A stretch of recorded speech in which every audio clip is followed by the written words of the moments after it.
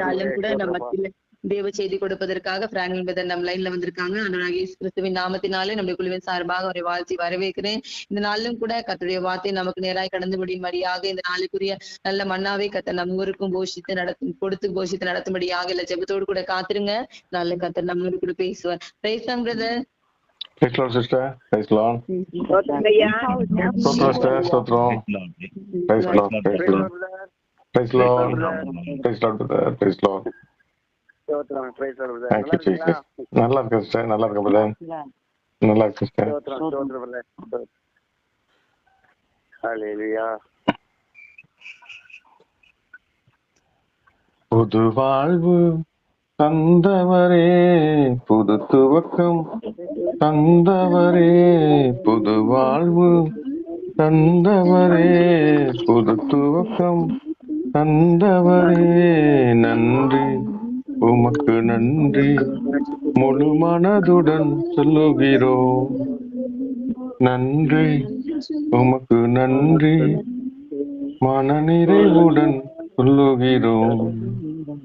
முந்தினதை யோசிக்காமல், பூர்வ நாட்களை சிந்திக்காமல், முந்தினதை யோசிக்காமல், பூர்வமானதை சிந்திக்காமல், புதியவைகள் தோன்ற செய்தி சாம்பலை சிங்காரமாக்கி விட்டி. புதியவைகள் தோன்ற செய்தி சாம்பலை சிங்காரமாக்கி விட்டி. உமக்கு 1000 நாள் இருந்தாலும் துதிக்க போதாத நீ சொல்லாகும், நீ கட்டளை நிற்கும். இந்த காலை நேரத்துல புதிய கிருபினால் காலைதோறும் கிருபை புதிதா இருக்கிறதுக்காக நன்றி நாட்டேன். இந்த நாள் புதிய கிருபினால் எங்களோடு நிரப்ப முடியாது. இந்த நாளை நீர் ஆசிரியத்து கொடுக்க முடியாது. வானத்திலிருந்து மன்னாவை பொழிந்தருளபடியா எங்க ஆத்மாவை பலன் உண்டாக முடியாது. எங்களோடு கூட நீர் இடைபடுகிறார். ஒரு மனிதனுடைய சத்தம் ஒன்றும் செய்திட முடியாது. நீர் இந்த ஒரே ஒரு வார்த்தை எங்க வாழ்க்கையோட எல்லா கேள்விகளுக்கும் பதிலாக மாறுமே. கரங்களை எங்களை ஒப்பு கொடுக்குறோம் அப்பா. உங்களுடைய கரங்களை எங்களை ஒப்பு கொடுக்குறோம். ஒவ்வொரு இதயம் திறக்கப்படுவதா, எல்லா தடைகளும் உடைக்கப்படுவதா, தடைகள் உடைக்கப்படுவதா, நீர் இடைபடுகிறார். நீர் எங்களோடு கூட பேசுகிறார். வார்த்தை அனுப்பி எங்களோடு கூட இடைபடுகிறார், குணமாக்குகிறார், பலப்படுத்துகிறார். எங்களுக்கு சாயம் செய்வீராக நாங்கள் ஆசிரியர் இயேசு கிறிஸ்துவ நாமத்தில் ஜெபங்கள் ஜீவனுள்ள நல்ல பிதாவே. ஆமென். ஆமென். மத்தேயு 28வது அதிகாரம் கடைசி 3 வசனங்கள் 18, 19, 20. 18, 19 2 போதும். 3 படிச்சிருங்க.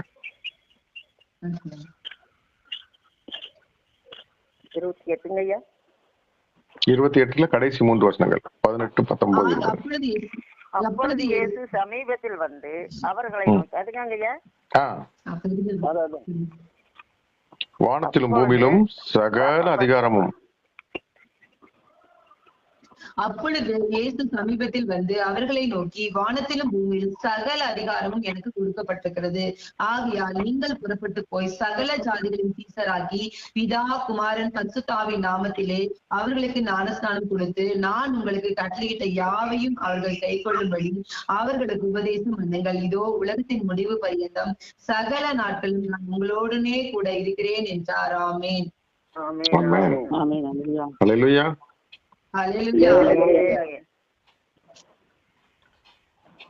ஆண்டவர் நம்மை பார்த்து இந்த காலை நேரத்தில் சொல்கிறார்,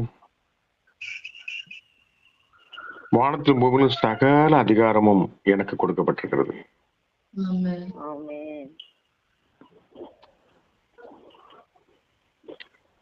நீங்கள் புறப்பட்டு போய் சகல ஜாதிகளையும் சீசராக்கி.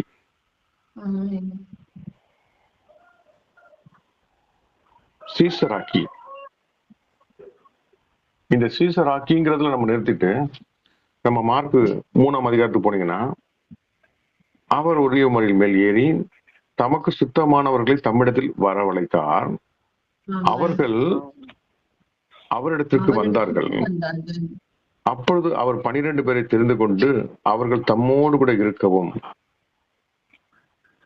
பிரசங்கம் பண்ணும்படியாக தாம் அவர்களை அனுப்பவும் வியாதிகளை குணமாக்கி பிசாசுகளை துரத்தும்படி அவர்களுக்கு அதிகாரமாக்கி அவர்களை ஏற்படுத்தினார். தமக்கு சித்தமானவர்களை தமிழிடத்தில் வரவழைத்தார். அவர்களை தெரிந்து கொண்டு அதில் 12 பேர் யாரு? சீஷர்கள்.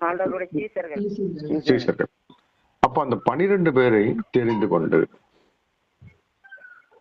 சீஷராக்கி அவர்கள் தம்மோடு கூட இருக்கவும் பிரசங்கம் பண்ணும்படியாக தாம் அவர்களை அனுப்பவும் வியாதிகளை குணமாக்கி பிசாசுகளை துரத்தும்படி அவர்களுக்கு அதிகாரம் உடையவர்களாகவும் அவர்களை ஏற்படுத்தினார். அதிகாரம் உடையவர்களாகவும் அவர்களை ஏற்படுத்தினார். எந்த அதிகாரம்? வானத்திலும் பூமியிலும் சகல அதிகாரமும் எனக்கு கொடுக்கப்பட்டிருக்கிறது. ஆகையிலே நீங்கள் அந்த புறப்பட்டு போய் அல்லேலூயா. இந்த நாட்களே ஒரு ஆண்டவர் தெரிந்து எடுக்கிறார், அழைக்கிறார். நீங்களும் நானும் தெரிந்து கொள்ளப்பட்டவர்கள், அழைக்கப்பட்டவர்கள். அவர்களுக்கு முதலாவது அவர் கொடுக்கிற ஒரு வேலை, முதலாவது கொடுக்கிற வேலை வியாதியஸ்ல சோமாக்குறது, பிசாசு துரத்துறதா இல்ல பிரசங்கம் பண்றதா? இல்ல, அவர்கள் அவரோடு கூட இருக்க முடியாது. அவர்கள் தம்மோடு இருக்கவும். இன்னைக்கு அவரோடு கூட இல்லாம பிரசங்கம் பண்ணலாம், அவரோடு கூட இல்லாம பேய் கூட விரட்டலாம், நோய் கூட சுகமாக்கலாம். ஆனா ஆண்டவர் தெரிந்து கொண்டு அழைத்து 12 பேரை சீஷராக்கி முதலாவது காரியம் அவர்கள் தம்மோடு கூட இருக்கவும், தேவனோடு கூட இருக்கணும், தேவனை சார்ந்து வாழணும். என்னுடைய ஞானத்துல, அறிவுல ஆண்டு கொடுத்த அந்த கிஃப்ட்ல அப்படியே போயிட்டு கூட முதல்ல நம்முடைய கடமை, ஆண்டவர் நம்மளை அழைத்ததுக்கு ஒரு நோக்கம், அவரோடு கூட உறவு, அவரோடு அவரை நோக்கி பார்த்து பார்த்து பலன் அடையணும். அதுக்கப்புறம் நான் போய் பிரசங்கம் பண்ணணும். அந்த வார்த்தையை நான் சொல்லணும். அவரை பார்க்க பார்க்க அவர் எனக்கு நிறைவா இருப்பாரு. அந்த நிறைவு என் வாயிலிருந்து வார்த்தையா வரும்போது வார்த்தையாக தேவன் வெளிப்படுவார். அவரோடு கூட இருக்கும்படியாக தெரிந்து கொண்டார். இன்றைக்கு நீங்களும் நானும் பற்பல காரியங்கள், பல பல ஊழியங்கள் செய்யலாம். ஆனா தேவனோடு கூட இருக்கிறோமா? தேவன் எதற்காக தெரிந்து கொண்டார்? சீடர்களை நீங்க புறப்பட்டு போய் சுவிசேஷம் பண்ணுங்க, வியாதியை சுகமாக்குங்க, பிசாசத்துக்கு, அதெல்லாம் இருக்கு. முதலாவது காரியம் அவர்கள் என்னோடு கூட இருக்கணும். நான் செய்கிறதில் என்னுடைய என்னுடைய என்னை அறிந்திருக்கிறார்கள். அவருடைய சித்தத்தை அறிந்திருந்து தேவன் வழி நடத்துகிற பாதையிலே நாம் செல்கிறோமா? நம்முடைய மாம்சமும் நம்முடைய மனது விருப்பமும் நிறைவேற்றுகிறதா? தேவ சித்தம் நிறைவேற்றப்படுகிறதா? அவரோடு கூட உறவாடு, அவரோடு கூட இருந்து அவர் அவரால் வழி நடத்தப்படுகிற ஒரு வாழ்க்கை.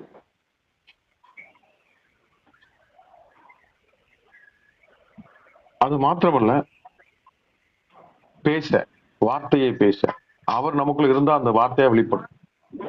உலகம் நம்முடைய இதயத்துல நிரம்பி இருந்தா உலக காரியங்கள் தான் நம்ம வாயிலிருந்து வெளிப்படும். மாம்சம், கசப்பு, விரோதங்கள், கோபம், எரிச்சல்கள் நம்முடைய இதயத்திலிருந்து வெளிப்படுதா?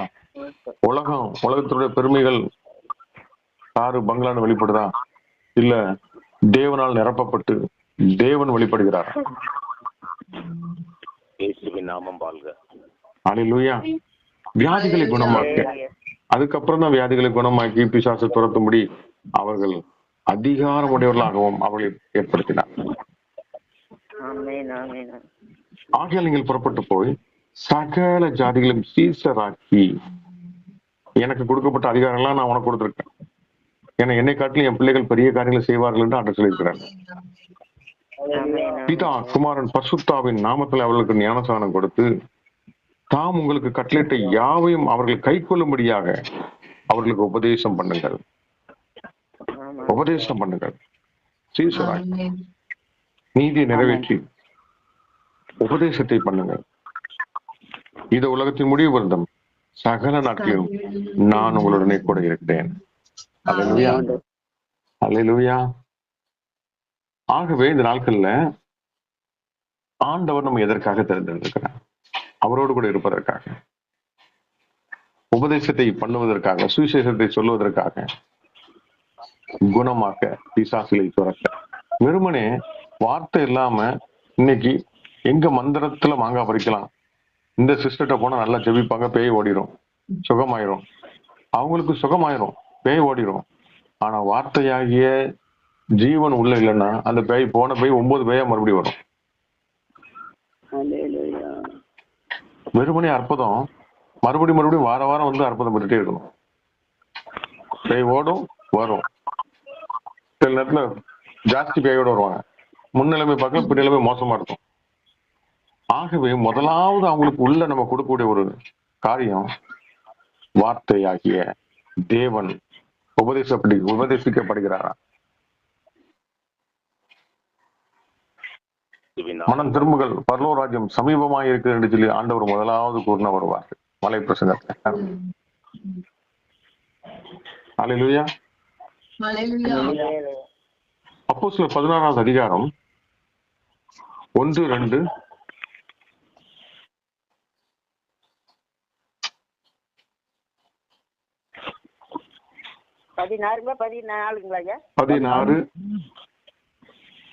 அதன் பின்பு அவன் தெர்பைக்கும் லிஸ்திராவுக்கும் போனான். அங்கே தீமோத்தேயு என்னப்பட்ட ஒரு சீசன் இருந்தான். யூதஸ்திரீ, அவன் தகப்பன் கிரேக்கன். அவன் லிஸ்திராவிலும் இக்கோனியாவிலும் உள்ள சகோதரராலே நற்சாட்சி பெற்றவனாய் இருந்தான். ஆமென். இங்க ஒரு சீசனை பார்க்கிறோம். தீமோத்தேயு, அவன் தாய் விசுவாசமுள்ள ஸ்திரீ, அவன் தகப்பன் கிரேக்கன்,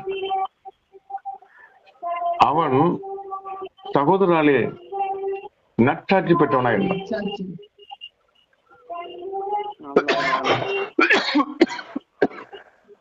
அல்லேலூயா. இன்றைக்கு நாம் வாழ்கிற இடத்துல நம்ம சொந்த பந்த உறவுகளுக்கு மத்தியில நம்முடைய சாட்சி வாழ்க்கை எப்படிப்பட்டதாய்? பலவிதமான சவால்கள் நிறைந்த சூழல் நம்ம இருக்கிறோம். நம்முடைய சாட்சி வாழ்க்கையை கெடுக்க முடியாது. நம்ம நெருக்கப்படுகிறோம். நம்முடைய அர்ப்பணிப்ப சில நேரத்துல உதற வேண்டிய சூழ்நிலை வருகிறது. தேவனோட்டு பிரிய செய்யுது, மாம்சம் எலுமினிக்குது, உலகம் எலுமினிக்குது. இப்படிப்பட்ட காரியங்களை நாம் பார்க்கிறோம். தேவனுடைய பிள்ளைகளுக்கு இது வருகிற ஒரு சோதனையா காணப்படுது. மூடனுக்கு மூடன் மாதிரி பதில் சொல்ல வேண்டியது இருக்குது.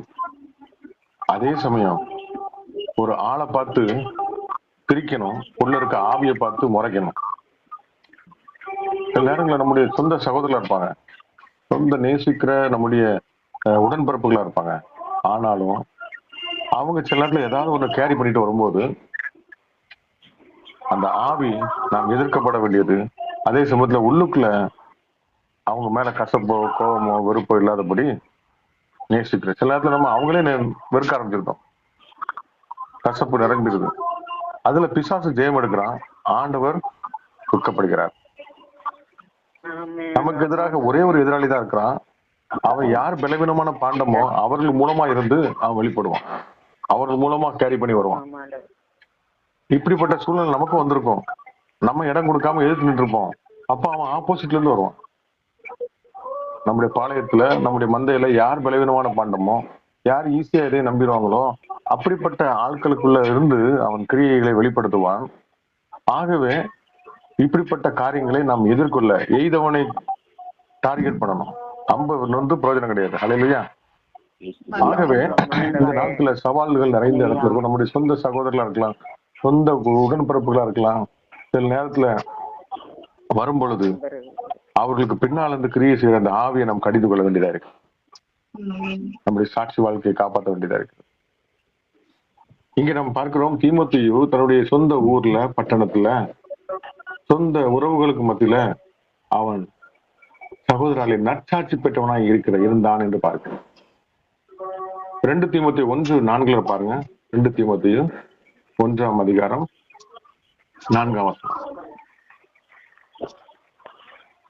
உன்னிலுள்ள மாயமற்ற விசுவாசத்தை நினைவு கூறுகிறதினால் என் முன்னோர்கள் முதல் கொண்டு சுத்த மனசாட்சியோட ஆராதித்து வரும் தேவனே நான் ஸ்தோத்திரிக்கிறேன். அல்லேலூயா. அதுக்கப்புறம் 5 அந்த விசுவாசம் முந்தி உன் பாட்டியாகிய லேவிசாளுக்குள்ளும் உன் தாயாகிய ஐனிக்கேயாளுக்குள்ளும் நிலைத்திருந்தது. அது உனக்குள்ளும் நிலைத்திருக்கிறது என்று நிச்சயித்திருக்கிறேன். ஆமென். அல்லேலூயா. ஆமென். 7 படிங்க. தேவன் நமக்கு பயமுள்ள ஆவியை கொடாமல் பலமும் அன்பும் தெரிந்த புத்தியுமுள்ள ஆவியை கொடுத்திருக்கிறார். அல்லேலூயா. இந்த நாட்கள்ல நம்முடைய வாழ்க்கை ஒரு பெரிய சவால் என்னன்னா, முதல்ல நான் ஆயத்தமாகணும், ரெடி ஆகணும். 2வது என் குடும்பத்தை ஆயத்தப்படுத்தணும். 3வது வெளியில போய் ஊழியம் பண்ணணும். இங்க பார்க்கிறோம், மாயமற்ற விசுவாசத்தை நினைவு கூறுவதனாலே என் முன்னோர்கள் முதல் கொண்டு சுத்த மனசாட்சியோட ஆராதிக்கும் தேவனை நான் ஸ்தோத்திரிக்கிறேன். அல்லேலூயா. இந்த முன்னோர்களை ஏன் நினைவு கூறுறாங்க? முந்தி உன் பாட்டியாகிய லோவிசால், அதுக்கப்புறம் உன் தாயாகிய ஐனிக்கேயாள், அதுக்கப்புறம் யார்கிட்ட வந்துச்சு அந்த விசுவாசம்? தீமோத்தேயுக்கு வந்துச்சு. அல்லேலூயா. அல்லேலூயா. அல்லேலூயா. முன்பு உன் பாட்டியாகிய, இப்போ நம்முடைய தாயார் எப்படி இருக்கிறாங்க, நமக்கு தாயாருக்கு தாயார் எப்படி இருந்தாங்க, அவங்களுடைய விசுவாசம் அந்த பிள்ளைக்கு வந்துச்சு, அந்த பிள்ளைகிட்ட இருந்து அவங்க பிள்ளைக்கு வந்துச்சு. இன்னைக்கு நிறைய இடங்கள்ல அவங்க நல்ல விசுவாசியா இருந்தாங்க, ஆனா அவங்க பிள்ளைங்களை அவங்களால கண்ட்ரோல் பண்ண முடியாம போச்சு. அது வேஸ்டா போச்சு. அதுக்கப்புறம் அதுக்கு பின்னால உள்ளதை பார்க்க முடியாம போச்சு. உனக்கு பக்தி இருந்துச்சு, உனக்கு தேவனை பற்றிய விசுவாசம் இருந்துச்சு, அந்த விசுவாசம் உன்னுடைய பிள்ளைக்கு இருந்துச்சு, உன் பிள்ளைகிட்ட இருந்து பேர பிள்ளைக்கு போகணும். இன்னைக்கு நம்ம தேசத்துல 144 கோடி ஜனங்கள்ங்கிறாங்க. இன்னும் 2% தான் நம்ம கிறிஸ்டின் வந்திருக்கு, கிறிஸ்தவருடைய பெர்சன்டேஜ் வந்திருக்கு. ஜெனரேஷன் வந்திருந்தா கூட எத்தனையோ பெர்சன்டேஜ் வந்திருக்கும். ஜெனரேஷனுக்கு கூட நம்ம சுவிசேஷம் போய் சேரல, நம்முடைய சந்ததி கூட போய் சேரல. நம்ம எப்படி வெளியில போய் நம்ம ஊழியம் செய்யறது? நம்முடைய சாட்சி வாழ்க்கை, விசுவாச வாழ்க்கை பெரிதாய் காணப்படுகிறது. அதுக்காக தான் ஆண்டு சொல்றாரு, வானத்து பூமியில சகல அதிகாரம் எனக்கு கொடுக்கப்பட்டிருக்குது, ஆகையால் நீங்கள் புறப்பட்டு. அந்த அதிகாரம் நமக்கு தேவைப்படுது, அந்த பவர், அந்த வல்லமை நமக்கு தேவைப்படுகிறது.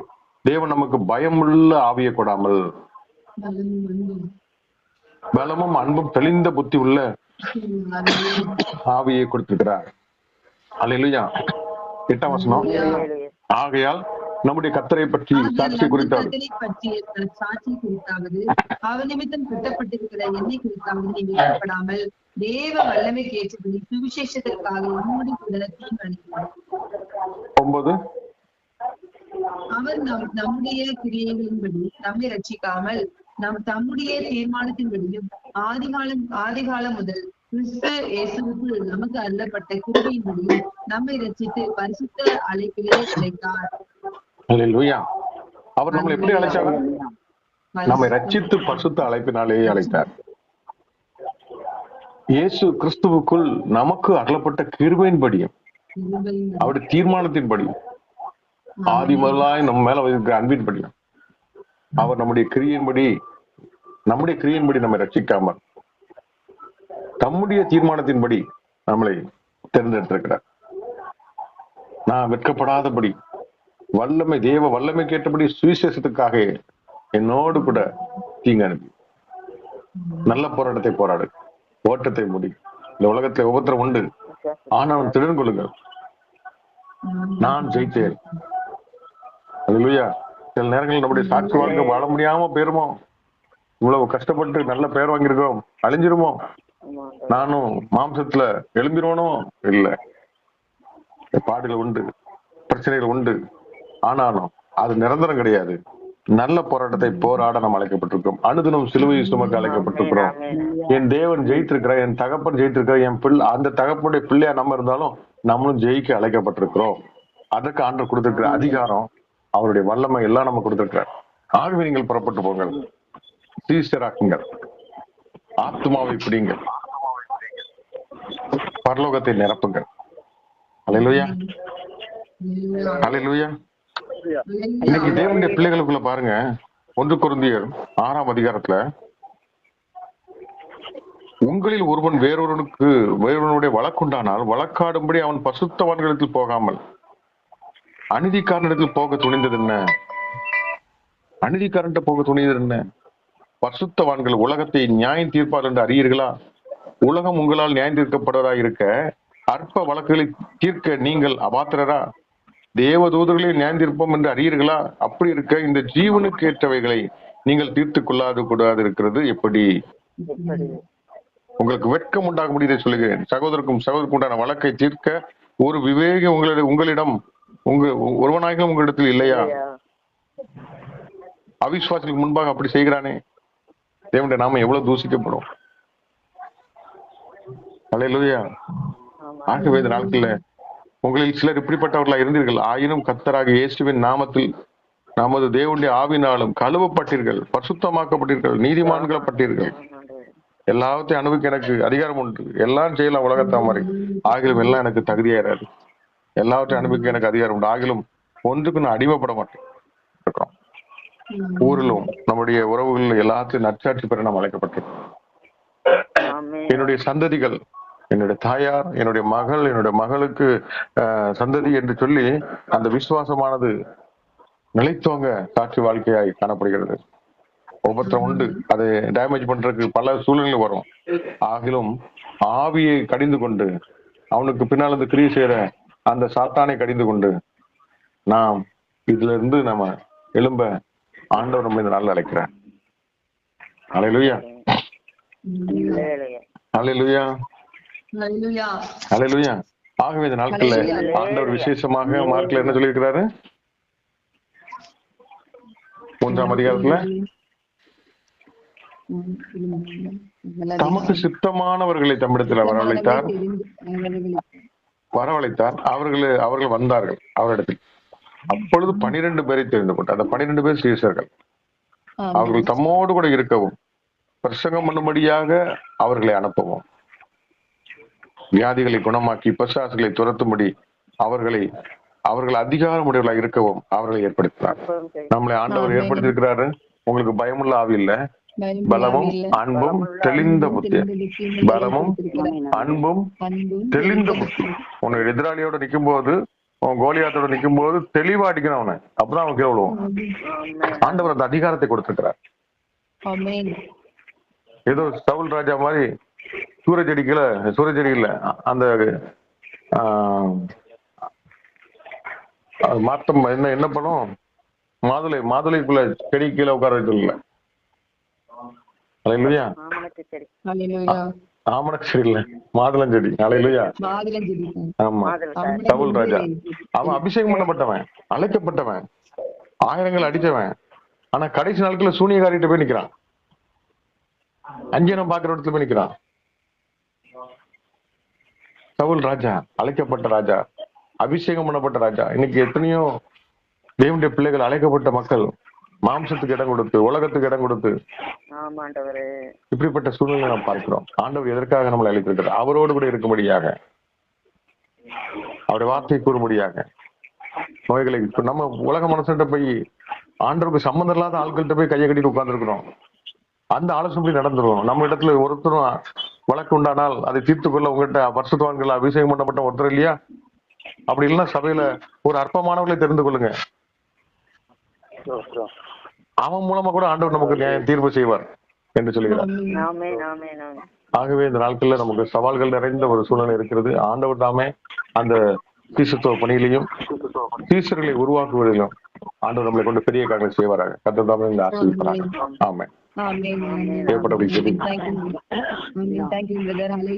நாளும் கூட இந்த மாதத்தின் கடைசி நாட்களிலும் கூட நீங்கள் நானே எதற்காக ஆண்டவர் நம்ம அழைத்திருக்கிறார், அது நம்மை கொண்டு என்ன காரியங்கள் செய்ய போறாரு, நாம எல்லாரும் எப்படிப்பட்டவளா இருக்கிறோம், நம்ம அவரோடு கூட இருக்கும்படியா அழைக்கப்பட்டவளா இருக்கிறோம் என்பதை திட்டம் தெளிவாக ஆவியானவரின் மகனாரிலிருந்து இந்த வார்த்தைகளை கொண்டு நம்மோடு கூட பேசியிருக்கிறார். அந்த உலகத்துல சகல அதிகாரத்தையும் ஆண்டவர் நம்முடைய கரத்துல கொடுத்திருக்கிறார். அல்லேலூயா. நம்ம எல்லாம் புறப்பட்டு போய் அல்லேலூயா பிதாக்கும் பரிசுத்தாவின் நாமத்தினால எல்லாரையும் சீஷராக்கும்படியாக ஆண்டவர் நம்மை அழைத்திருக்கிறார், தெரிந்திருக்கிறார். நாம ஒருவருக்கொருவர் நற்சாட்சி உள்ள பிள்ளைகளை மாறும்படியாக நம்ம அழைத்திருக்கிறார். அல்லேலூயா. அது நம்ம விசுவாசத்துல ஆண்டவர்களை இன்னும் பலப்படும்படியாக ஆண்டவர் நம்மை தெரிந்து கொண்டிருக்கிறார். தேவன் நமக்கு பயமுள்ள ஆவியை கொடுக்கல, பலம் அன்பு தெரிந்த புத்தியுள்ள ஆவியே கொடுத்திருக்கிறார். அந்த ஆவியை பெற்றுக் கொண்டிருக்கிற நீங்களும் நானும் எப்படிப்பட்ட ஒரு வாரம் துதிக்கிறோம் ஆண்டவரே. அன்பின் செவக்குள் இணைந்து செவித்த எல்லா பிள்ளைகளை கர்த்தர் ஆசீர்வதிங்க ஆண்டவரே. செய்து கொட்ட மகனை உடைய பாத்தில் வைக்கிறேன் ஆண்டவரே. எத்தனையோ சோர்வுகள் அசதிகள் ஆண்டவரே, வேலைப்பாட்டில் கூட ஆண்டவரே, இந்த அதிகாலையில் ஆண்டவரே நாங்கள் சொன்ன இணங்கி கர்த்தாவே எங்கள் மத்தியில் வந்து ஆண்டவரே உங்களுடைய சத்தியத்தை சொன்னார் ஆண்டவரே. மகனோடு கூட இருங்க ஆண்டவரே. நற்சாட்சி பெற்ற பிள்ளைகளாய் நாங்கள் கேட்டு அதன் பிரகாரம் நடத்த தேவன் கிருபை கொடுங்க ஆவியானவரே. உமது சாட்சியுள்ள பிள்ளைகளாய் வாழத்தக்கதான கிருபை கொடுங்க. சத்தியத்தை கேட்கிற மாத்திரமல்ல, அதன் பிரகாரம் நடக்கிற பிள்ளைகளாய் எங்களை மாற்றுங்க ஆண்டவரே. உலக சிற்றன்மங்கள் ஆசைகள் எல்லாம் விட்டு விலகி ஆண்டவரே உடைய பாதமே தஞ்சம் என்ற உடைய சமூகத்தில் அமர்ந்து ஜெபிக்க தேவன் கிருபை கொடுங்க. ஒவ்வொரு நாளும் ஆண்டவரே உடைய கிருபை தயவு எங்களை நடத்தட்டும் ஆண்டவரே. ஸ்தோத்திரம். மகனை ஆசீர்வதிங்க ஆண்டவரே. மகனோடு கூட இருந்து கர்த்தாவே நீர் பேசின ஒவ்வொரு வார்த்தைகளும் ஐயா தேனிலும் தேனிலும் தேன் கூட்டிலிருந்து ஒழுகிற மதுரமான வார்த்தைகள் அப்பா உமக்கு நன்றி ஆண்டவரே. கேட்கிற சத்தியத்தை மனதில் கொண்டு அதன் பிரகாரம் நாங்கள் நற்சாட்சி பெற்ற பிள்ளைகளாய் வாழத்தக்கதான கிருபை கொடுங்க ஆண்டவரே. ஸ்தோத்திரம். எத்தனையோ சோர்வுகள் அசதிகள் மத்தியில் இந்த அதிகாலையில் ஆண்டவரே எங்கள் மத்தியில் வந்து சத்தியத்தை சொன்ன மகனை ஆசீர்வதிங்க ஆண்டவரே. கருகளுக்கு எந்த பிளவேனும் வராதபடி பலப்படுத்தி ஆசீர்வதிங்க ஆவியானவரே. ஸ்தோத்திரம். மகனையும் ஆண்டவரே, மனைவி பிள்ளைகளையும் ஆண்டவரே ஆசீர்வதிங்க ஐயா. வாலிப பிள்ளைகளை பாதுகாத்து கொள்ளுங்க ஆண்டவரே. இந்த வாலிப நாட்களில் ஆண்டவரே வாலிபத்தை காத்து கொள்ளும்படியான கிருபை கொடுங்க. பிள்ளைகளையும் ஆண்டவரே இன்னும் அதிகமாய் விசுவாசத்தில் ஆண்டவரே ஆவிக்குள்ள ஜீவித்தில் மக்கள் பிள்ளைகளை எடுத்து பயன்படுத்துங்க ஆண்டவரே. ஸ்தோத்திரம். உம்முடைய பிள்ளை அப்பா கற்பத்தின் கனி கற்றால் கொடுத்த சுதந்திரம் ஆண்டவரே. பிள்ளைகளை ஆசீர்வதிங்க. படிப்பின் காரியத்திலும் போக்குவி வரத்திலும் வண்டி வாகனத்தில் பிள்ளைகளோடு கூட இருந்து பாதுகாத்து கொள்ளுங்க ஆவியானவரே. நமக்கு நன்றி. அம்மாவுக்கு நல்ல சுகபலனை கொடுத்து ஆசீர்வதிங்க ஆண்டவரே. ஸ்தோத்திரம். செய்கிற வேலைகளும் செய்கிற ஊழி கூட இருங்க ஆண்டவரே. கொள்ளை நோய்களுக்கு மற்ற எந்த காரியத்துக்கும் பிள்ளைகளை தாக்காதபடி என் தேவன் பாதுகாத்து வழி நடத்துங்க ஆண்டவரே. மும்பை பட்டணத்தில் ஒரு கோட்ட ஜனத்தை மகனாயத்தம் பண்ணத்தக்கதான கிருபைகளை கொடுங்க, ஞானத்தை கொடுங்க ஆண்டவரே. உமக்கேற்க மகனாய் சாட்சியில மகனாய் ஆண்டவரே வாழத்தக்கதான கிருபை கொடுங்க ஆண்டவரே. மகனை ஆசீர்வதிங்க ஆண்டவரே. நம்முடைய கரத்துல ஒப்பு கொடுக்கிறோம் ஆண்டவரே. போக்கிலி வரத்திலே வண்டி வாகனத்திலே தேவாவியானவர் கூட இருந்து வழி நடத்துங்க ஆண்டவரே. செய்கிற பிசினஸில் தேவன் எந்த நஷ்டம் வராதபடி பாதுகாத்து கொள்ளுங்கப்பா. உமக்கு நன்றி ஆண்டவரே. அப்பா ஆத்மா ஆதாயப்படுத்துற மகனாய் காணப்பட உதவி செய்யுங்க ஆண்டவரே. மகனுடைய ஊழியத்தை பாடப்படுத்துங்க, ஆசீர்வதிங்க ஆண்டவரே. காத்து கொள்ளுங்க ஆண்டவரே. ஆண்டவரே ஊழியக்காரர் குடும்பத்தையும் உடைய பாத்தில் வைக்கிற என் தேவ நீங்க பொறுப்படுத்தி வழி நடத்துங்க, ஆசீர்வதிங்க. இயேசுவின் நாமத்தில் ஜெபிக்கிற நல்ல பிதாவே. ஆமென்.